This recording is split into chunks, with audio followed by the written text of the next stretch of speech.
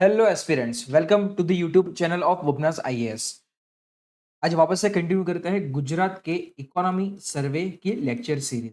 गुजरात का इकोनॉमी सर्वे हम लोग 6 पार्ट में मिलकर करेंगे। फर्स्ट पार्ट जिसमें ऑलरेडी खत्म कर दिया है, जहाँ पे हम लोगों ने गुजरात का इकोनॉमी का डिटेल्ड रिव्यू देखा था। सेकंड पार्ट भी हम लोगों ने खत्म कर दिया है, जहाँ पे गुजरात का हम लोगों ने डेमोग्राफिक रिव्यू देखा था। दैट मीन्स गुजरात की पॉपुलेशन को लेकर अलग अलग ट्रेंड्स देखे थे, मतलब आपका सेंसस। तीसरा पार्ट आज कवर करेंगे, जहाँ पे इंफ्रास्ट्रक्चर कवर किया जाएगा। चौथा पार्ट आपका रहेगा एग्रीकल्चर का। पांचवा पार्ट रहेगा आपका इंडस्ट्रीज का और छठा पार्ट रहेगा सोशल सेक्टर का। तो इस तरीके से 6 पार्ट में गुजरात का सर्वे हम लोग कवर करेंगे, ठीक है। अब देखो, जैसे यहाँ पे हम लोग इकोनॉमी सर्वे कवर कर रहे हैं, तो एक चीज आपसे एक्सपेक्टेड है कि आपको इको का बेसिक नॉलेज हो। प्राइमरी सेक्टर में क्या आता है, सेकेंडरी सेक्टर में क्या आता है, टर्शियरी सेक्टर में क्या आता है, उसके सारे पैरामीटर्स, ये वो एक्स वाई जेड चीज सारी आपको ध्यान में होनी ही चाहिए। क्योंकि इकोनॉमी सर्वे में मोस्टली हम लोग चर्चा करेंगे कुछ डेटास वगैरह की, कुछ ट्रेंड एनालिसिस की चर्चा करेंगे, कुछ बेसिक फैक्ट की चर्चा करेंगे और कुछ नए यूनिक प्रोजेक्ट्स की चर्चा करेंगे, ऐसा, ठीक है। इन जनरल में यहाँ पे आपको कंसेप्ट नहीं समझा पाऊंगा इको का, ऐसा है। इकोनॉमी के लेक्चर नहीं, इकोनॉमिक सर्वे के लेक्चर है, दैट्स वाई, ठीक है। तो ये दो चार चीजें आपको ध्यान में होनी ही चाहिए बेसिक इकोनॉमी को लेकर, ऐसा, ठीक है। चलिए, तो लेट्स स्टार्ट विद अंतर माड़खू दैट मीन्स के भी इंफ्रास्ट्रक्चर। गुजरात के इंफ्रा में क्या क्या चीजें ये सर्वे में बोली गई है, एक क्विक गो थ्रू कर लेते हैं। ये जैसे पहला पेज है, यहाँ पे बेसिक समरी दी हुई थी। पूरा पेज पढ़ के नहीं सुनाने वाला हूँ, काम काम के पॉइंट्स यहाँ पे डिस्कस करेंगे। यहाँ पे लिखा हुआ है कि गुजरात की रिन्यूएबल एनर्जी पॉलिसी जो है, उसको बूस्ट करने के लिए गुजरात गवर्नमेंट ने अक्षय ऊर्जा सेतु पोर्टल खोला हुआ है या फिर बनाया हुआ है। गुजरात की रिन्यूएबल पॉलिसी को बूस्ट करने के लिए ये अक्षय ऊर्जा सेतु पोर्टल खुला हुआ है, ठीक है। अब ये क्या है कि गुजरात में जितने भी रिन्यूएबल एनर्जी के प्रोजेक्ट्स की एप्लीकेशन होती है, है कि भाई किसी को सोलर पार्क डालना है, किसी को विंड पार्क डालना है, किसी को जियो थर्मल डालना है, किसी को ओटेक डालना है, वगैरह वगैरह वगैरह, ठीक है। कोई भी, तो किसी भी तरीके के रिन्यूएबल की एप्लीकेशन होती है ना, तो पहले ऐसा था कि अलग अलग डिपार्टमेंट से अप्रूवल लेने पड़ते थे कि भाई किसी का गेडा के जुरिस्डिक्शन में आ रहा है, किसी का गेडको के जुरिस्डिक्शन में आ रहा है, किसी का डिस्कॉम मतलब यूजीवीसीएल, डीजीवीसीएल या फिर टोरेंट वगैरह के जुरिस्डिक्शन में आ रहा है, वगैरह, ऐसा, ठीक है। तो पहले मल्टीपल अथॉरिटीज को एप्लीकेशन करनी थी। ये चीज को हटा के 2024 में गुजरात सरकार ने ये अक्षय ऊर्जा सेतु पोर्टल खोला हुआ है, ठीक है। अक्षय ऊर्जा सेतु पोर्टल, तो ये एक ऐसा पोर्टल है जो सारी की सारी अप्रूवल की प्रोसेस को रिगार्डिंग द रिन्यूएबल एनर्जी, ठीक है, ये पूरी प्रोसेस को आपको स्ट्रीमलाइन करके देगा कि भाई हाँ भाई 50 जगह भटकने की जरूरत नहीं है, यहीं पे आके रिक्वेस्ट डाल दो, हम लोग बाकी का देख लेंगे। ये अच्छा है, गवर्नेंस के कॉन्टेक्स्ट में अच्छा किया, ठीक है? तो ध्यान में रखना। अगर ऐसा है कि कोई भी प्रोजेक्ट नहीं भाई, सिर्फ रिन्यूएबल की बात यहाँ पे हो रही है, ऐसा है कि सिर्फ सोलर और विंड, तो नहीं, ऐसा भी नहीं है, सारे रिन्यूएबल की बात हो रही है, ठीक है? चलिए, तो ये पहला पॉइंट ध्यान में रखना, इंफ्रा को लेकर, ऐसा, ठीक है। चीज़ें यहाँ पे रैंडम मैनर में ही चलेगी। जैसे-जैसे पॉइंट आएगा ना, वैसे-वैसे मैं बताऊँगा। तो कोई कोई रिन्यूएबल का होगा, कोई रोड्स का होगा, कोई रेल का होगा, तो रैंडमली ही चीज़ें चलेगी। हाँ, बट इंफ्रा के दायरे में चलेगी, ऐसा, ठीक है? चलिए, फिर दूसरा यहाँ पे लिखा हुआ है कि ओखाथी बेट द्वारका હીરા ઓખાથી બેટ દ્વારકાને જોડતો 2320 મીટર દેશનો સૌથી લાંબો કેબલ સ્ટેટ બ્રિજ હશે જેટલું, ठीक है। किया तो ये तो मैंने ऑलरेडी कवर किया हुआ था करंट में। अभी बात हो रही है यहाँ पे सुदर्शन सेतु की। सुदर्शन सेतु जिसका दूसरा नाम है ओखा बेट द्वारका सिग्नेचर ब्रिज। ओखा बेट द्वारका सिग्नेचर ब्रिज, ये उसी का नाम है दूसरा, सुदर्शन सेतु, ठीक है। 2 किलोमीटर जितना ये लंबा है और इंडिया का लॉन्गेस्ट केबल स्टेड ब्रिज है। केबल पे पूरा टिका हुआ है, ऐसे ब्रिज है तो वैसे केबल पे ये टिका हुआ पूरा, इंडिया का लॉन्गेस्ट, ठीक है? ये ध्यान में रखिएगा।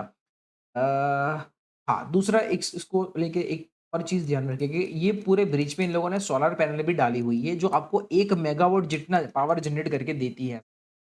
इसकी कैपेसिटी 1 मेगावाट जितना पावर जनरेट करने की है, ठीक है? ध्यान में रखिएगा। और ये वाला जो सुदर्शन सेतु या फिर ओखा बेट द्वारका है, वो आपके नेशनल हाईवे 51 का पार्ट रहेगा, ठीक है? इफ इनके साथ कोई स्टेटमेंट आता है कि भाई किसका पार्ट है, तो ये नेशनल हाईवे 51 का पार्ट रहेगा। बेट द्वारका की अगर बात करें, तो बेट द्वारका गुजरात का सेकंड लार्जेस्ट आइलैंड है। कमेंट सेक्शन में आप लोग मुझे बताओगे, तो फिर अगर ये सेकंड लार्जेस्ट है, तो ये फर्स्ट लार्जेस्ट आइलैंड गुजरात का कौन सा है? चलिए, ये ध्यान में रखिएगा। पहले पेज पे ये 2 पॉइंट यूनिक थे याद रखने लायक, सारा बहुत सारा डेटा होगा, मैं आपको सारा डेटा नहीं कराने वाला हूँ, ठीक है? सारा डेटा करते हुए सेंस भी नहीं बनेगा। तो सब नहीं करना है, जितना काम का फेच कर सकते हैं इन्फॉर्मेशन, क्योंकि ये पूरा 300 साढ़े 300 पेज का सर्वे है, ठीक है? आप पूरा नहीं कर सकते ऑब्वियसली, और पूरा डेटा बेस्ड होता है, तो भई सारा नहीं करेंगे ऐसा, ठीक है? काम की फेच करके करवाया जाएगा। ठीक है, चलो। फिर यहाँ पे लिखा हुआ है देशनी प्रथम बुलेट ट्रेन अहमदाबाद मुंबई वच्चे शुरू થઈ હતી, ठीक है, फैक्ट है, याद रहे तो ठीक है, बाकी चल जाएगा। उसके अलावा काम का जो है ये रहा, ठीक है? कि भई આની કામ કે નહીં है રાજકોટમાં હીરાસર ગ્રીનફील्ड एयरपोर्टનું निर्माण કરવામાં आवेल છે। अगर ऐसा है कि भई हीरासर कहाँ है? तो भई राजकोट में है। किस तरीके का है? तो ग्रीनफील्ड, ग्रीनफील्ड दैट मीन्स कि भई वहाँ पे कुछ नहीं था और नए सिरे से पूरा एयरपोर्ट का कामकाज कराया जा रहा है। That's the meaning of greenfield project. ये ध्यान में रखिएगा। गुजरात के पोर्ट्स को लेकर अगर ये बात करें, पोर्ट को लेकर हम लोगों ने ऑलरेडी मैंने जो इकोनॉमिक रिव्यू वाला चैप्टर करवाया था ना फर्स्ट, उसमें ऑलरेडी पोर्ट को लेकर कुछ बोला हुआ था, ठीक है? तो वो वाला तो सुन लीजिएगा खास करके, यहाँ पे चीज़ें सिर्फ़ ऐड ऑन करके दूँगा कि और क्या है पोर्ट को लेकर। पहले वाले में जो पोर्ट को लेकर बोला हुआ था ना, वो कुछ ऐसा था, याद होगा मे बी आप लोगों को अगर पहला वाला है, कि गुजरात मैरीटाइम बोर्ड ने कुछ 11 ग्रीनफील्ड पोर्ट की कुछ बात की थी। ये ऑलरेडी हम लोगों ने मैंने पहले लेक्चर में कवर किया हुआ है, ठीक है? चलिए, उसके अलावा यहाँ पे क्या है कि भई गुजरात में एक मेजर पोर्ट है और बाकी 48 माइनर पोर्ट है। तो ये आपको ध्यान में होना चाहिए कि भई मेजर पोर्ट और माइनर पोर्ट किसको बोला जाता है, ठीक है? तो जो भी पोर्ट का रेगुलेशन एक्सक्लूसिवली सेंट्रल गवर्नमेंट के हाथों में होगा ना, that is the major port, और जो भी पोर्ट का रेगुलेशन एक्सक्लूसिवली स्टेट गवर्नमेंट के हाथों में होगा, this is that is a minor port. तो इस तरीके से मेजर और माइनर पोर्ट बोला जाता है, ठीक है? प्राइस के कॉन्टेक्स्ट में नहीं होता, कार्गो की कैपेसिटी के कॉन्टेक्स्ट में भी नहीं होता। तो वैसे तो अगर बात करें तो मुंद्रा जो है, मुंद्रा पूरे देश में सबसे ज़्यादा कार्गो को इन एंड आउट करता है, ठीक है? लोडिंग अपलोडिंग करता है, लोडिंग अनलोडिंग करता है। तो पर मुंद्रा मेजर पोर्ट नहीं है, मुंद्रा माइनर पोर्ट है। गुजरात में एक ही मेजर पोर्ट है, दैट इज़ कंडला। गुजरात में एक ही मेजर पोर्ट है, दैट इज़ कंडला, ठीक है? तो ये ध्यान में रखिएगा। हाँ, दूसरा फैक्ट કે ભાઈ વર્ષ 2022-23માં 38% ના હિસ્સા સાથે ભારતના राज्यों बंदरों द्वारा कार्गो हैंडल કરવામાં गुजरात प्रथम है। ठीक है? तो आपके जो बड़े-बड़े शिपिंग के कार्गोस आता है, ठीक है? तो उसको मैनेज करने के लिए गुजरात पूरे इंडिया में फर्स्ट है। सबसे ज़्यादा कार्गो कैपेसिटी हम लोग मैनेज करते हैं अलग-अलग पोर्ट्स के थ्रू। ठीक है? चलिए, तो ये इन जनरल ओवरव्यू में इतना था। ताकि बाकी अब चैप्टर में क्या-क्या है ना, वो एक बार देख लेते हैं। चैप्टर के अंदर क्या-क्या है, वो एक बार डिटेल में देख लेते हैं।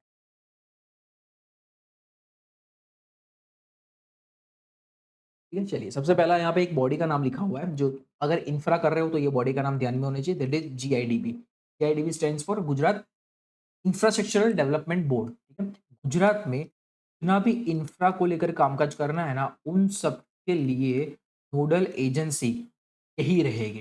जितना भी फाइनल एजेंसी यही रहेगी। हाँ, इन बिटवीन कोई सब एजेंसीज़ आ सकती है, पर इंफ्रा का कोई भी कामकाज है, फाइनल एजेंसी आपकी यही, ठीक है? ये इसके अलावा और 2 नेशनल प्रोजेक्ट पे काम करती है, जहाँ पे ये नोडल एजेंसी है, और एक में ये एपेक्स एजेंसी है। डीएमआईसी करके कुछ है, ठीक है? डीएमआईसी इसको हम लोग इंडस्ट्री में कवर करेंगे वैसे। DMIC is Delhi Mumbai industrial corridor, नहीं इंडस्ट्री में कहाँ तो कहीं कवर कर, हाँ, ये रहा आएगा बाद में, ठीक है? तो DMIC that is Delhi Mumbai industrial corridor. तो ये रास्ता बनाने के लिए, ठीक है, ये जो रोड जाएगा ना इंडस्ट्रियल कॉरिडोर का, उसको बनाने के लिए ये नोडल एजेंसी है। ये प्रोजेक्ट है वैसे नेशनल लेवल पे, ठीक है? और दूसरा एपेक्स एजेंसी है, किसके लिए? एसआईआर धुलेरा बनाने के लिए, ठीक है? स्पेशल स्पेशल रीजन धुलेरा बनाने के लिए ये एपेक्स और रेगुलेटरी बॉडी, ये ध्यान में रखिएगा। और उसके अलावा गुजरात में तो जितने प्रोजेक्ट चलेंगे उसके लिए तो है ही है। कब बनी थी? तो भाई 1999 में बनी थी। कैसी बॉडी है? तो भाई स्टैट्यूटरी बॉडी है। स्टैट्यूट मतलब एक्ट से बनी हुई है। तो कौन-सा एक्ट भाई? तो यहीं पे लिखा हुआ है, गुजरात इंफ्रा डेवलपमेंट एक्ट 1999, ठीक है? तो इससे ये बॉडी बनी हुई है, ठीक है? तो ये एक चीज़ ध्यान में रखिएगा। उसी के अंडर एक और बॉडी बनी थी, ठीक है? जिसका नाम है आइलैंड डेवलपमेंट अथॉरिटी, आईडीआई, ठीक है? Island development authority, IDA of Gujarat. अब ये नई-नई ही बनी है, 2019 में इसको बनाया गया। अभी जैसे मैं 2019 अगस्त में इसको बनाया गया। ये जीआईडीबी को ही रिपोर्ट करती है, उन्हीं के अंडर में इनका कामकाज चलता है। अब इनका क्या काम है? तो आइलैंड डेवलपमेंट ऑथोरिटी ने ગુજરાતના દરિયાકાંઠે આવેલા ટાપુઓની ચકાસણી, મેપિંગ કરી ટાપુઓના વિકાસની શક્યતાઓ શોધવાનું કામ સોંપવામાં આવેલ છે, ठीक है? इन शॉर्ट, गुजरात के पास जितने भी आइलैंड्स हैं ना, वो सारे आइलैंड्स का किस तरीके से डेवलपमेंट हो सकता है, का कहाँ पे काम? टूरिज़्म में काम हो सकता है, गारमेंट में काम हो सकता है, मिनरल एक्सप्लोरेशन में काम हो सकता है, एनर्जी में काम हो सकता है। जो भी उसकी बेस्ट पॉसिबिलिटी ऑफ यूज़ है ना, वो खोजने का काम है ये आईडीए का, ठीक है? तो ये ध्यान में रखिए।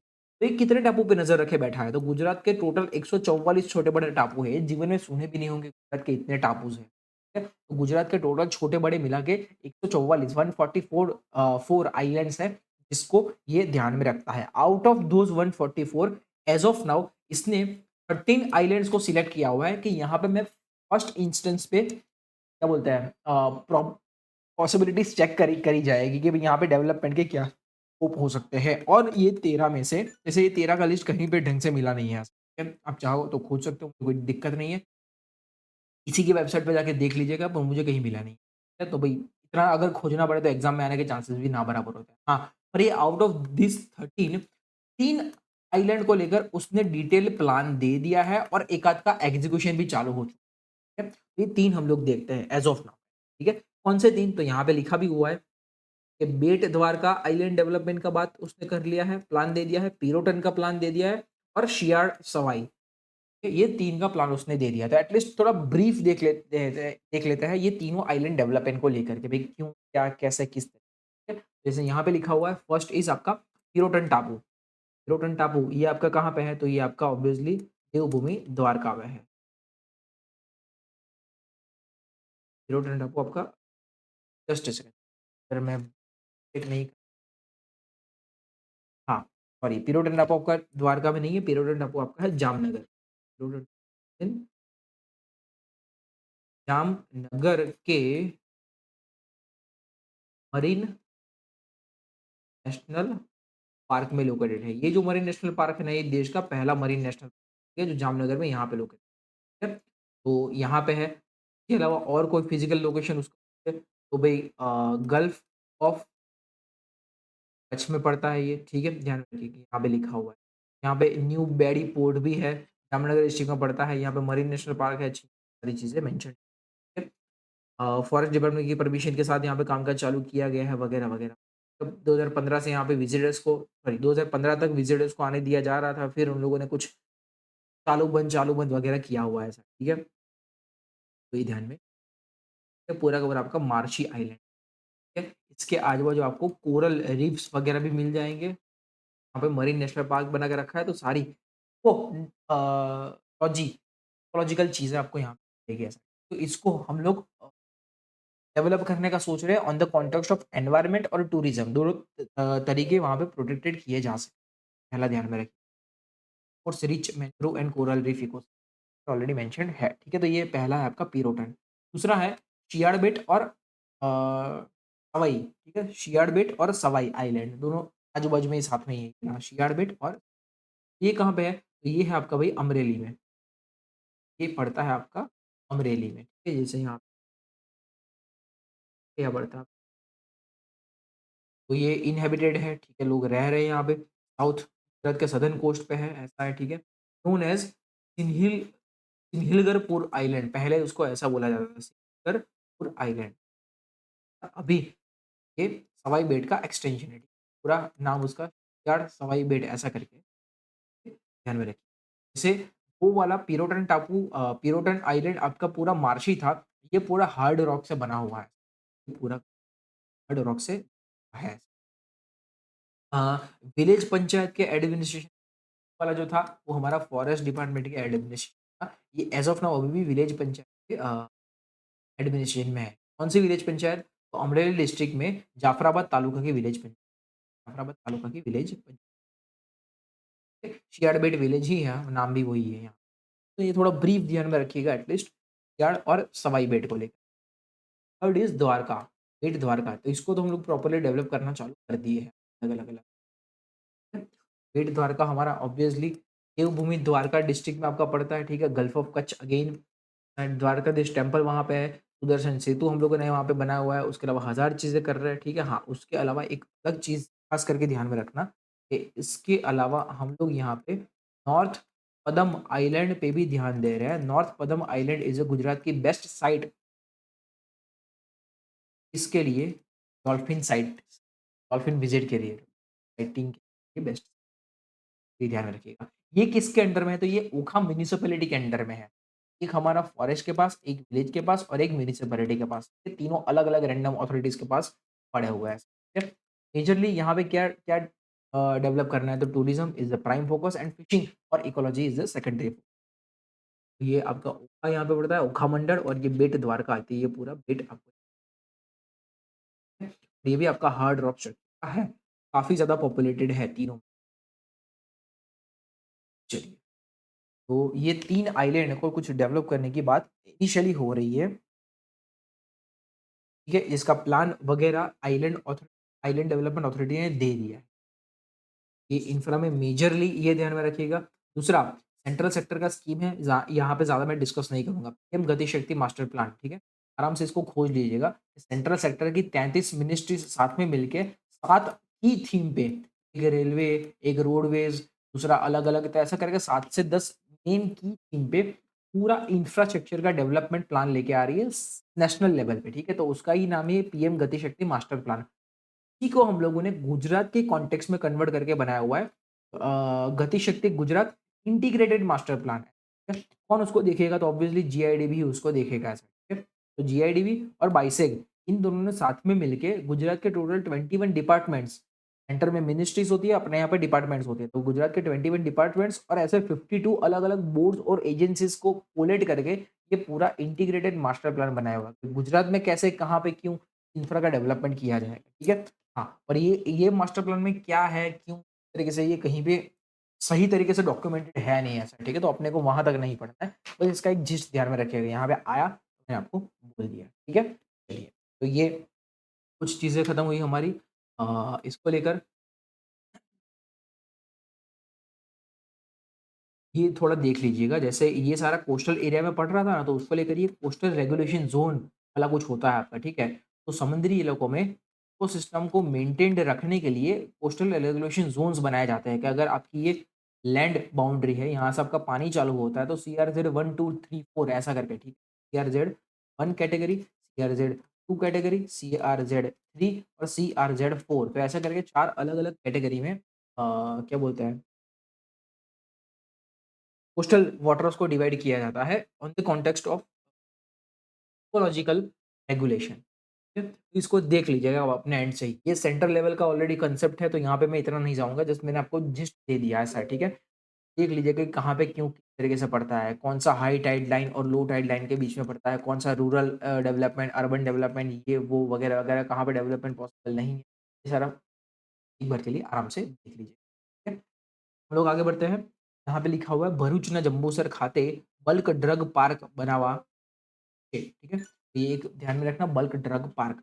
तो ये बल्क ड्रग पार्क बन रहा है आपका भरूच में, वैसे ही पीएम मित्रा पार्क बन रहा है आपका नवसारी में। तो ये 2 इंडस्ट्रियल पार्क्स ध्यान, bulk drug park is in Bharuch and PM Mitra park is in Navsari, ठीक है? ये 2 चीज़ यहाँ पे आपकी। इसके अलावा यहाँ पे लिखा हुआ है कि जैसे गुजरात इंटीग्रेटेड लॉजिस्टिक्स पॉलिसी 2021 में हम लोगों ने बनाई हुई है, ठीक है? काफ़ी ज़्यादा कॉम्प्रिहेंसिव पॉलिसी है, ज़्यादा इसकी चर्चा करेंगे नहीं, ठीक है? ये अपनी नेशनल लॉजिस्टिक्स पॉलिसी से ही इंटीग्रेटेड है। हम लोगों ने जिस तरीके से नेशनल पॉलिसी बनाई हुई है ना, सेम 2021 में ही बना हुई है, उसी से ये अलाइन्ड करती है हमारी पॉलिसी। ज़्यादा कुछ चर्चा करने की ज़रूरत है नहीं, पर यहाँ पे बोला हुआ है, ये जो पूरा लॉजिस्टिक्स का जो नेटवर्क है ना, जिसमें से कुछ हिस्से गुजरात से गुजरते हैं, जैसे कि ये डीएमआईसी गुजरात से गुजरता है और ये डीएफसी गुजरात से गुजरता है ऐसा, ठीक है? ये 2 सेंट्रल लेवल के प्रोजेक्ट हैं जो गुजरात से गुजरते हैं। DMIC is Delhi Mumbai industrial corridor. तो देश में ministry of commerce and industry के अंडर में ही डीपीआईआईटी डिपार्टमेंट का नाम है ये, ठीक है? इसने 11 ऐसे इंडस्ट्रियल कॉरिडोर या फिर इकोनॉमिक कॉरिडोर प्रपोज़ किए हुए हैं जिस पे कामकाज चल रहा है। फोकस इज़ ये पट्टे पे इंडस्ट्रीज़ को डेवलप किया जाएगा, ठीक है? तो इंडस्ट्रीज़ की चर्चा ना करते हुए अभी एटलीस्ट वो पट्टों की चर्चा कर लेते हैं ऐसा, ठीक है? इंडस्ट्रीज़ की चर्चा इंडस्ट्री वाले सेगमेंट में ऑलरेडी करूँगा। ऐसे 11 इंडस्ट्रियल कॉरिडोर हैं। ठीक है? वैसे ही मिनिस्ट्री ऑफ रेलवे ने ये आपका डेडिकेटेड फ्रेट कॉरिडोर का प्लान प्रपोज़ किया हुआ है कि ये रेल लाइन है, रेल लाइन पे पहले कैसा होता था कि आपकी पैसेंजर रेल और गुड्स ट्रेन साथ में ही मतलब एक ही पटरी पे जाती थी। तो अब ऐसा नहीं है, अब डेडिकेटेडली गुड्स मतलब फ्रेट के लिए डीएफसी बनाया जाएगा, डेडिकेटेड फ्रेट कॉरिडोर। तो ऐसे ऑलरेडी 6 प्रपोज्ड है, 2 पे ऑलमोस्ट काम खत्म हो चुका है और 4 पे इन फ्यूचर में काम होगा, ऐसा, ठीक है। सबकी चर्चा यहाँ पे नहीं करूंगा, वापस से बोल रहा हूँ, मैंने आपको कंप्लीट जिस्ट दे दिया कि हाँ इतना इतना तक घुस के करना पड़ेगा, जिसमें से थोड़ा ब्रीफ गुजरात के कॉन्टेक्स्ट में कर लेते हैं, ऐसा, ठीक है। गुजरात के कॉन्टेक्स्ट में क्या है कि ये है आपका industrial national industrial corridor development programme, ठीक है। इसमें 11 प्रपोज्ड है। भाई पहला आपका दिल्ली मुंबई, ठीक है, जहाँ पे लिखा है Delhi Mumbai industrial corridor, Amritsar Kolkata, Chennai Bengaluru, Vizag Chennai, Odisha economic corridor, Hyderabad Nagpur, Hyderabad Warangal, Hyderabad Bengaluru, Bengaluru Mumbai, CBIC मतलब कोची कोयम्बतूर और आपका ये दिल्ली नागपुर। तो ऐसे करके 11 इंडस्ट्रियल कॉरिडोर है, जिसमें से एक तो गुजरात में गुजरता ही है और वो भी very first, it is DMIC. ये डीएमआईसी गुजरात के 6 अलग-अलग नोड से गुजरता है, जहाँ पे की एक्टिविटी आपकी चलती है, ऐसा, ठीक है। इसको इंडस्ट्री में वापस से एक बार ऐसा हो तो जिस्ट दे दूँगा, पर यहाँ पे अब 6 है तो देख लो, ठीक है। तो पहला धुलेरा अहमदाबाद इन्वेस्टमेंट रीजन से ये गुजरता है, यहाँ पे मैन्युफैक्चरिंग, सर्विसेज, ट्रेडिंग सबकी फैसिलिटी है। दूसरा ये गुजरता है वडोदरा अंकलेश्वर इंडस्ट्रियल एरिया से, ये which is famous for pharmaceutical, biotech और इंजीनियरिंग, ठीक है, थोड़ा बहुत टेक्सटाइल। तीसरा ये गुजरता है पालनपुर मेहसाणा इंडस्ट्रियल एरिया से, which is famous for dairy, horticulture, floriculture और कोल्ड चेन इंडस्ट्रीज, ठीक है। फोर्थ ये गुजरता है भरूच दहेज पीसीपीआईआर, ठीक है, पेट्रोलियम इन्वेस्टमेंट रीजन से ये गुजरता है, ठीक है। वो इसलिए फेमस है पेट्रोकेमिकल इंडस्ट्रीज के लिए, ठीक है। और गुजरता है ये सूरत हजीरा इंडस्ट्रियल एरिया से, ऑब्वियसली वो फेमस है आपकी इंजीनियरिंग, आईटी और टेक्सटाइल के लिए। तो और लास्ट में ये गुजरता है नीचे Valsad Umargaon industrial corridor region से, तो वो फेमस है आपके लॉजिस्टिक्स, वेयर हाउसिंग, टूरिज्म, उन सब। ये 6 अलग-अलग नोड से ये गुजरता है आपका नेशनल डीएमआईसी, तो ध्यान में रखिएगा, ठीक है। डीएमआईसी के अलावा सॉरी, डीएमआईसी के अलावा जैसे यहाँ पे मेंशन था कि आपका ये डेडिकेटेड फ्रेट कॉरिडोर, ठीक है, डेडिकेटेड फ्रेट कॉरिडोर ये भी आपका गुजरात से गुजरता है, ठीक है। ये भी आपका गुजरात से गुजरता है। डेडिकेटेड फ्रेट कॉरिडोर आपका चालू होता है जिससे यहाँ पे एक मैप में ही, जैसे डेडिकेटेड फ्रेट कॉरिडोर की अगर बात करें तो 2 अभी रनिंग है, western dedicated freight, just last चीज़ डीएमआईसी को लेकर। डीएमआईसी को जो चलाता है ना, डीएमआईसी डेवलपमेंट कमिटी करके है। ये कमिटी या फिर ये डीएमआईसी प्रोजेक्ट में 49% इंडियन गवर्नमेंट का इन्वेस्टमेंट है, बट साथ में 26% जापान गवर्नमेंट का भी इन्वेस्टमेंट, तो ध्यान रखिए। 26% जापान गवर्नमेंट का भी इन्वेस्टमेंट ये डीएमआईसी, ठीक है। चलिए, तो इसके अलावा जो डीएफसी की बात हो रही थी, तो वैसे 2 डीएफसी अपने पास है, वेस्टर्न डेडिकेटेड फ्रेट कॉरिडोर और eastern dedicated freight corridor. Eastern तो चालू होता है आपका दिल्ली से और खत्म होता है कोलकाता पे, तो ये तो गुजरात से गुजरेगा नहीं, ठीक है। हाँ, बट ये वेस्टर्न डेडिकेटेड फ्रेट कॉरिडोर चालू होता है दिल्ली से, ठीक है, और खत्म होता है यहाँ पे मुंबई में, ठीक है, सेम सेम नोड से चालू और खत्म हो रहा है। ये ऑब्वियसली आपका गुजरात से गुजरता है, ठीक है। तो आप लोग ही मुझे बताओ कि गुजरात में ये कौन-कौन से डिस्ट्रिक्ट से गुजरता है? डिस्ट्रिक्ट से गुजरता है, ये आप लोग ही मुझे बताओगे कमेंट से। बताओ ना बताओ, अपने लिए देख लेना, देख लेना है। चलो, तो ये हमारी बात हुई इंफ्रा में फ्रेट कॉरिडोर्स को लेके, ठीक है? ये हमारी बात हुई इंफ्रा में फ्रेट कॉरिडोर। नेक्स्ट आगे बढ़ते हैं। ये के अलावा यहाँ पे लिखा हुआ है कि गुजरात इंडस्ट्रियल डेवलपमेंट बोर्ड ने 8 मुख्य शहरों માટે सिटी लॉजिस्टिक मास्टर प्लान तैयार કરવામાં આવ્યો। ये भी कुछ क्लियर नहीं है। उन्होंने जीआईडीबी ने इतना ही बोला है कि 8 शहरों के लिए है ना सिटी लॉजिस्टिक्स मास्टर प्लान बनेगा। और ये कौन से 8 शहर हैं? मेंशन्ड नहीं है ऑफ नाउ, ठीक है? आगे बढ़ते हैं।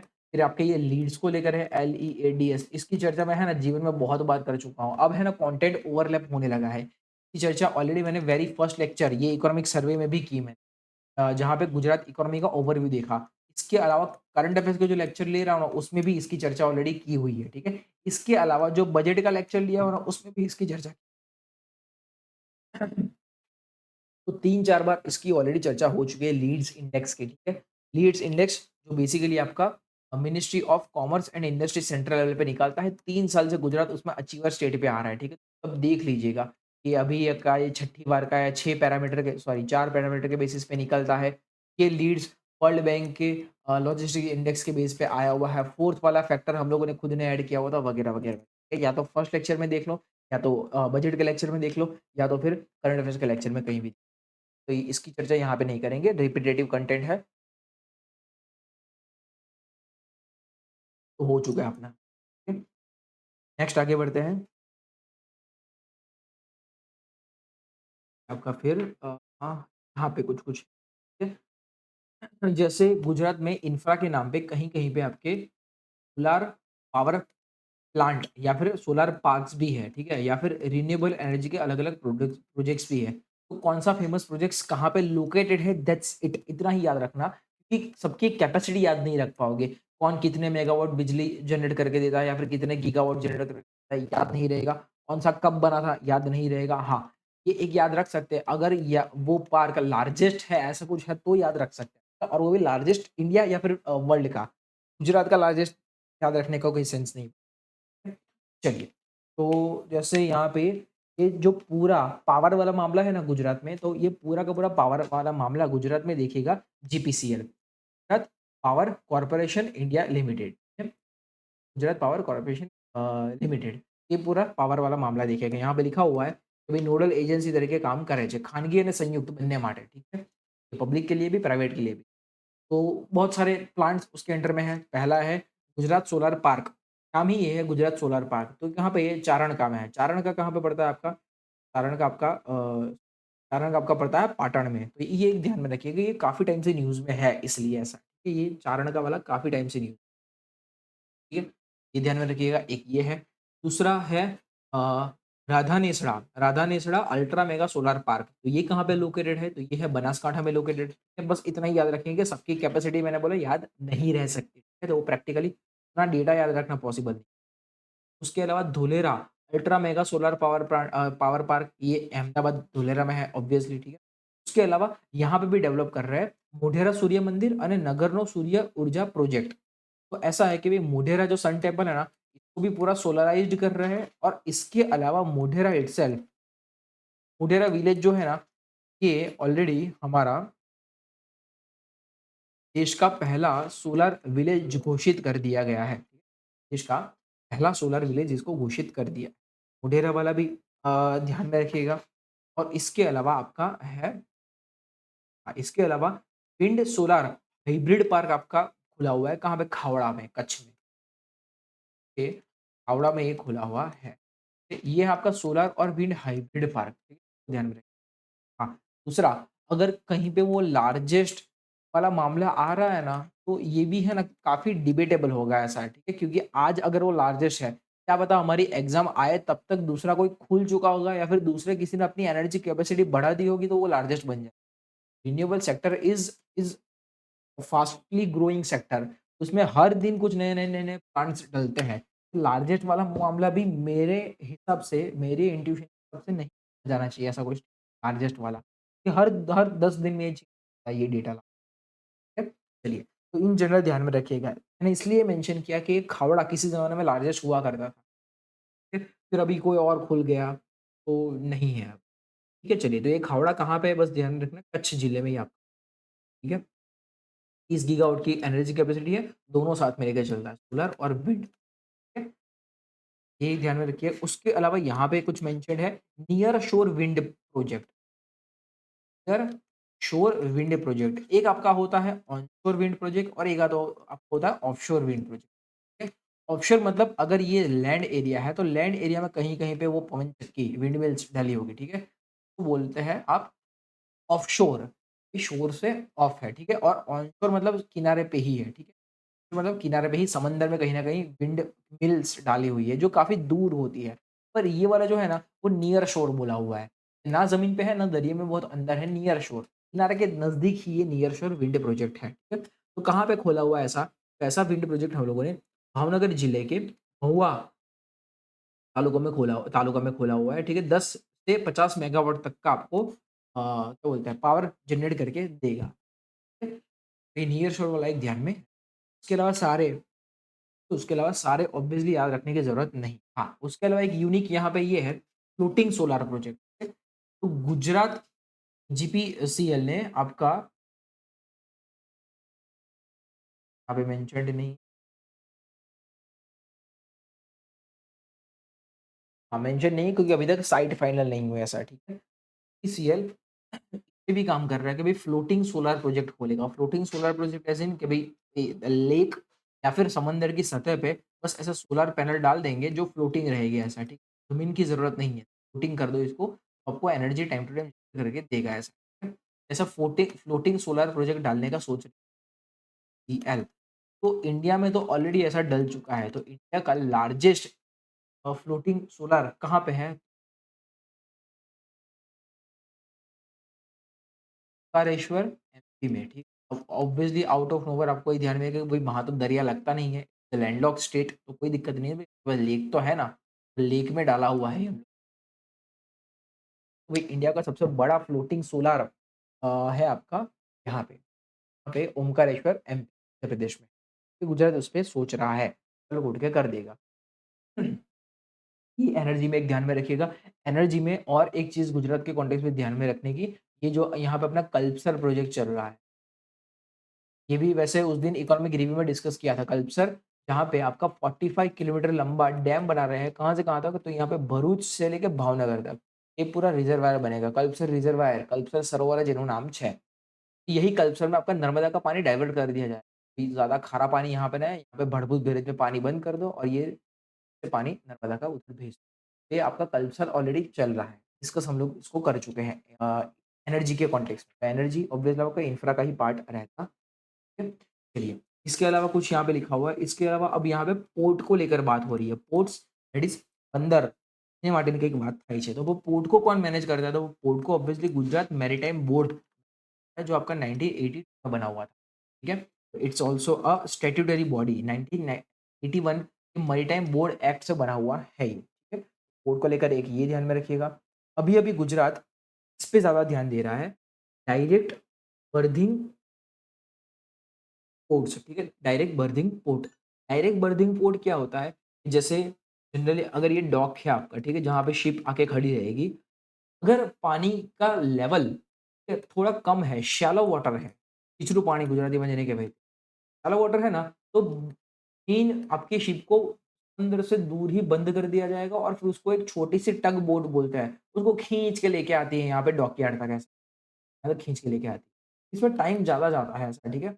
हम लोग जहाँ पे डॉक बनाएँगे, वहाँ पे पानी का डेप्थ उतना ज़्यादा रखेंगे कि भई डायरेक्ट वो बड़ी वाली बोट ही आके यहाँ पे खड़ी रह सके, डायरेक्ट बर्थिंग जिसको बोला जाता है। तो टग बोट का ज़रूरत नहीं पड़ेगा, टग बोट का ज़रूरत नहीं, इसका कोई एक्सपेंस नहीं, टाइम आपका बचता है, ठीक है? टर्न अराउंड टाइम बेसिकली आपका बचता है ऐसा, ठीक है? टर्न अराउंड टाइम मतलब क्या? अगर ये कोई एक जगह है, जहाँ शिप आपका आया, सामान को अनलोड किया, दूसरे नए वाले सामान को लोड किया और फिर वो चला गया। तो ये सामान को बीच में लोड अनलोड करने के लिए जितना टाइम लगता है ना, that is turn around time. तो ये टर्न अराउंड टाइम आपका कम लगता है, ठीक है? ये डायरेक्ट बर्थिंग वाले पोर्ट्स, ठीक है? चलिए, तो एज़ ऑफ नाउ पोर्ट्स को लेकर यहाँ तक का ध्यान में रखिएगा, ठीक है? इसके अलावा और कोई 1-2 पोर्ट को लेकर चर्चा करनी हो तो गुजरात का ये केमिकल पोर्ट, ठीक है? गुजरात का केमिकल पोर्ट कौन-सा है? ऑब्वियसली दहेज। दहेज में गुजरात का हमारा केमिकल पोर्ट है, इसको ध्यान में रखिए। हजीरा जो पोर्ट है ना, ये हजीरा का पोर्ट पे हम लोगों ने एलएनजी टर्मिनल खोला हुआ है, ठीक है? ये ध्यान में रखिएगा। इसके अलावा ये पेट्रोनेट एलएनजी टर्मिनल भी हम लोगों ने खोला हुआ है। भारतનું દહેજ पे ही दूसरा खोला हुआ है। तो દહેજ ખાતે ભારતનું પ્રથમ એલએનજી ટર્મિનल બનાવવામાં આવેલ છે। एलएनजी टर्मिनल भी खोला। ये कुछ-कुछ चीज़ें पोर्ट्स को लेकर ध्यान में रखिएगा। इसके अलावा ज़्यादा कुछ यहाँ पे काम का नहीं है पोर्ट को लेकर स्पेसिफिक, ठीक? नेक्स्ट आगे बढ़ते हैं। यहाँ पे और कोई जी राइड करके सिम, बाकी का आप लोगों को देखोगे भई बोलोगे सर यहाँ पे तो अदानी पोर्ट के बारे में बात की है, स्वान एलएनजी पोर्ट के बारे में बात की है, छारा पोर्ट के बारे में बात की है, कुछ नहीं भई। इतना ज़्यादा डेटा नहीं याद रख पाओगे। कुछ इम्पोर्टेंट चीज़ें ही फेच करनी पड़ेगी ऐसा, ठीक है? जैसे मैंने बोला कि भई 3 पेज का सर्वे है, तो पेज के सर्वे में हर एक पेज पे 10 फैक्ट्स हैं, सही में, ठीक है? हर एक पेज पे 10 फैक्ट है तो 3000 से भी ज़्यादा फैक्ट हैं। अपने को 300 नहीं, अपने को 300 में से भी सिर्फ 100 ही फैक्ट याद रखना है सही में से। तो हर एक पेज पे जस्ट काम का कंटेंट हम लोग खोजें। वहाँ पे एक जी राइड करके कुछ प्रोजेक्ट चल रहा है, ठीक है? तो जी राइड ध्यान में रखना, ये इस तरीके से चल रहा है, तो ये गुजरात गवर्नमेंट का 51% स्टेक है और साथ में मिनिस्ट्री ऑफ रेलवे वो 49% स्टेक लेके चल रहा है ये जी रेल राइड प्रोजेक्ट में, जिसका काम है जैसे यहाँ पे लिखा हुआ है, मिशन મહત્વપૂર્ણ રેલવે વિકાસ પ્રોજેક્ટ વિકસાવવા અને વધારવા, નેટવર્કની ક્ષમતામાં વધારો કરવો, શ્રેષ્ઠ તકનીકી પદ્ધતિઓ અપનાવવી, સલામતી અને કાર્યક્ષમતાના ઉચ્ચ ધોરણો રેલવે લાઇનમાં અપનાવવા અને કનેક્ટિવિટી પ્રોવાઈડ કરવી। In short, in general railways को लेकर ए टू जेड, रेलवेज इंफ्रा को लेकर स्पेसिफिक, रेलवेज इंफ्रा को लेकर ए टू जेड चीज़ों पे कर रहा है। वही कनेक्टिविटी बढ़ानी है दूर दराज के गाँव में भी, क्योंकि जहाँ पे कुछ साधन नहीं है वहाँ तक भी रेल जानी चाहिए इन जनरल। ये जी राइड प्रोजेक्ट ध्यान में रखना, बस उतना ही काम का है, रेलवेज को लेकर है, ठीक है? और दूसरा गुजरात और मिनिस्ट्री ऑफ रेल दोनों साथ में मिलकर तो चला है। यहाँ पे फिर लिखा हुआ है कुछ reuse of treated waste water water, ठीक है? अब ऐसा है, ये करा इसलिए रहा हूँ क्योंकि इसके कॉन्टेक्स्ट में गुजरात को फिक्की का अवार्ड मिला हुआ है, फिर best state for grey water management, ऐसा करके फिक्की का अवार्ड मिला हुआ है गुजरात को। तो आपको ये 2 से 3 टर्म पता होने चाहिए, ग्रे वाटर क्या होता है, ब्लैक वाटर क्या होता है और येलो वाटर क्या होता है। ये ब्लैक वाटर लिख, ब्लैक वाटर और येलो वाटर क्या होता है। तो ब्लैक वाटर क्या होता है, टॉयलेट में यूज़ हुआ पानी कि जिसमें फीकल प्लस यूरिनल मटेरियल है। इसकी वजह से वो हाइली कंटेमिनेट है, मतलब दूषित है, और जिसमें पैथोजन कीटाणु होने की संभावना भर-भर के है। That's a black water. तो ब्लैक वाटर का जनरली कहीं भी ट्रीटमेंट नहीं किया जाता है ऐसा, ठीक? तो ट्रीट करके मतलब उसका रीयूज़ नहीं किया जाता। ट्रीटमेंट तो करते ही करते हैं, उसका रीयूज़ के पर्पज़ से ट्रीटमेंट नहीं करते हैं। वो कम कंटामिनेंट हो उस पर्पज़ से ही सिर्फ ट्रीटमेंट, ब्लैक वाटर के रीयूज़ की बात आती ही नहीं। हाँ, ग्रे वाटर को यू कैन रीयूज़ ऐसा, ठीक है? ग्रे वाटर मतलब क्या? ये आपका सिंक में यूज़ हुआ पानी या फिर बाथरूम में यूज़ हुआ पानी वगैरह-वगैरह, ठीक है? जहाँ पे आपका यूरिनेटेड और फीकल कंटेंट नहीं है, पर हाँ, केमिकल कंटेंट हो सकता है। यहाँ पे तो यूरिनेटेड और फीकल के साथ केमिकल कंटेंट भी है, तो यहाँ पे ये वाला कंटेंट नहीं होके सिर्फ केमिकल कंटेंट है। तो ये थोड़ा लेस कंटेमिनेंट इन नेचर होता है, कम दूषित है, और पैथोजेनिक प्रेजेंस भी यहाँ पे कम से कम मिलेगी ऐसा, ठीक? पैथोजेनिक प्रेजेंस भी यहाँ पे कम से कम मिलेगी, तो बढ़िया है। ये वाला ग्रे वाटर है ना, ये रीयूज़ हो सकता है, बट कौन से कॉन्टेक्स्ट में? Non portable context, non portable context में। नॉन पोर्टेबल मतलब क्या? भाई उसको पीने के लिए यूज़ नहीं कर सकते। हाँ, आप इंडस्ट्री में यूज़ कर लो, बगीचे में यूज़ कर लो, पार्क्स में, गाड़ी-वाड़ी धोने के लिए यूज़ कर लो, दैट विल बी फाइन, ठीक है? पर ये पोर्टेबल मैनर में यूज़ नहीं हो सकता। नॉन पोर्टेबल मतलब पीने के लिए यूज़ हो सकता, ठीक है? तो ये ग्रे वाटर मैनेजमेंट ध्यान में रखें। ये reuse of treated waste water में बात ग्रे वाटर की ही हो रही है। और तीसरा आता है आपका yellow water. Yellow water is pure urinated water, pure urinated water, इसको येलो वाटर बोलते हैं ऐसा, ठीक है? तो उसका भी ट्रीटमेंट पॉसिबल है।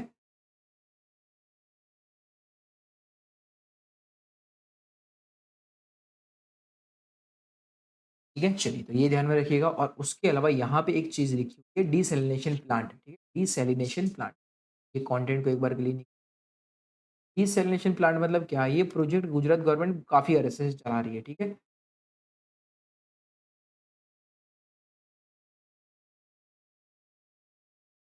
डिसैलिनेशन दैट मीन्स कि भई डिसलाइन करना। डिसलाइन मतलब समंदर के खारे पानी को ट्रीटमेंट करके कम खारा बनाना है, ठीक है? ये आपका पर्पस होता है डिसैलिनेशन का, भाई कम खारा बनाना ये पानी को ऐसा है, ठीक है? तो कम खारा बना के ऑब्वियसली इसका भी यूज़ इंडस्ट्रियल पर्पस से ही किया जाएगा। इसलिए ताकि इंडस्ट्री में फ्रेश वाटर यूज़ ना हो, ठीक है? फ्रेश वाटर मतलब मीठा पानी पे पीने के लिए यूज़ करना है। तो इंडस्ट्री में ये फ्रेश वाटर का इंटेक कम से कम हो, के लिए गुजरात गवर्नमेंट ने ये डिसैलिनेशन प्लांट्स बना के रखे हुए हैं, ठीक है? चलिए, तो ये डिसैलिनेशन प्लांट गुजरात गवर्नमेंट ने ऑलरेडी 8 जगह पे बोल के रखे थे, जिसमें से कुछ-कुछ चालू कर दिए हैं। तो कौन से 8 जगह बोल के रखी थी? एक जगह थी आपकी दहेज, दूसरा मुंद्रा, तीसरा मांडवी, चौथा द्वारका, 5वां पोरबंदर, छठा सूत्रापाड़ा, 8वां रजुला, रजुला इज़ इन गिर सोमनाथ और 9वां आपका घोघा, ठीक है? घोघा घोघा इज़ इन ठीक है? तो ये 8 जगह पे आपके डीसैलिनेशन प्लांट बनाने की कुछ बात चल रही थी गुजरात गवर्नमेंट, ठीक है? जिसमें से दहेज वाला है, वो दहेज वाला कंट्री का सबसे पहला डीसैलिनेशन प्लांट, ठीक है? दहेज वाला कंट्री का सबसे पहला डीसैलिनेशन, ठीक है? तो ये चीज़ रखिए, ठीक है? चलिए, तो इंफ्रा को लेकर आपका इतना ही कंटेंट था, ठीक है? इंफ्रा में गुजरात इकोनॉमिक सर्वे में आपका इतना ही कंटेंट था, तब तक का ध्यान रखिए। नेक्स्ट लेक्चर में हम लोग गुजरात इकोनॉमिक सर्वे का कोई भी नेक्स्ट पोर्शन कवर करेंगे, बी इट इंडस्ट्री या फिर एग्रीकल्चर या फिर सोशल, ठीक है? बट आउट ऑफ 6 3 चैप्टर्स खत्म हो चुके हैं आपके ऐसा, ठीक है? इकोनॉमिक सर्वे के। तो मिलते हैं नेक्स्ट लेक्चर में, तब तक पढ़ते रहिए, हैव अ गुड डे।